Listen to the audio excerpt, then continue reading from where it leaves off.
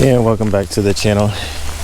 And this is really just a follow-up video to me trying to mitigate this clover damage that I have. And this is maybe 2 days later after I started the process. As you can see, it's raining. This is one of the reasons why I try to avoid I plan accordingly, I should say that, when it comes to reseeding the lawn or doing any type of lawn renovation. Because in the Northeast, we get a lot of rain, especially this time of year.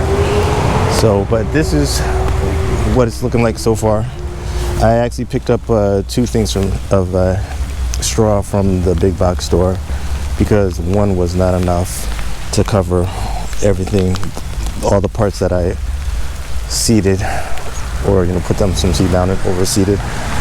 And I picked up a lot of thatch before I put the seed down. And this is what it's looking like. I was able to put some around this dogwood tree over here.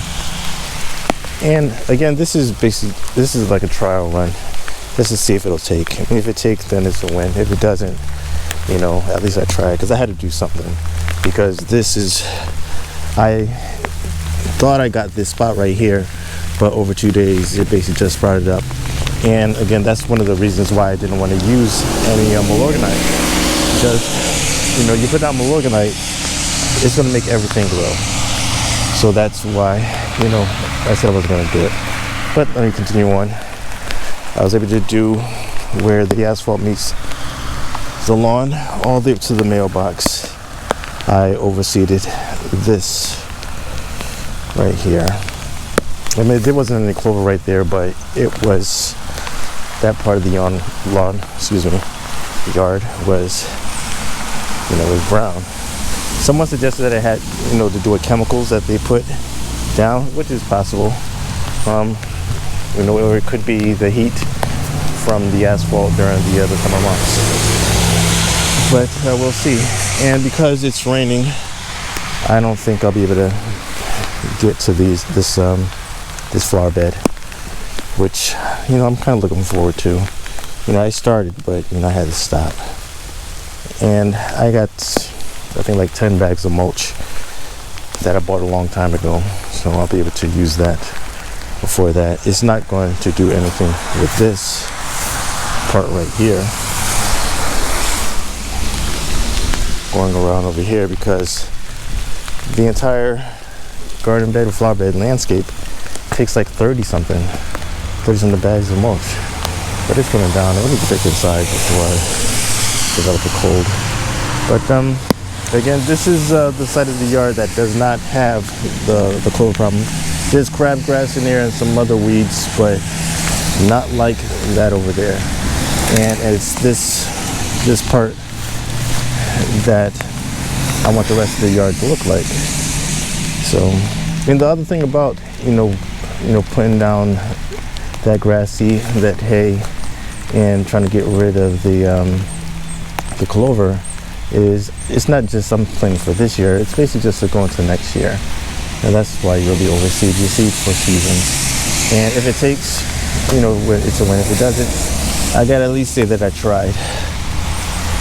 And I'll probably do the same thing again at the beginning of April. Of course, when we get some rain at the beginning of spring, late March to mid-April, we get a lot of rain, just like at the beginning of the fall, late August till mid-September.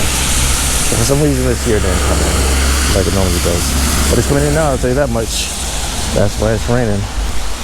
And again, if it doesn't continue to rain for like the next few days or so, or after, it's supposed to rain for like 4 days in a row, but if it doesn't, like maybe the 5th or 6th day, I might take the hose out, because after planting some seed, they say the first 7 days you want to water it like 2 times a day for the first 7 days, and 1 time after that like the next 7 days, so depending on the grass seed.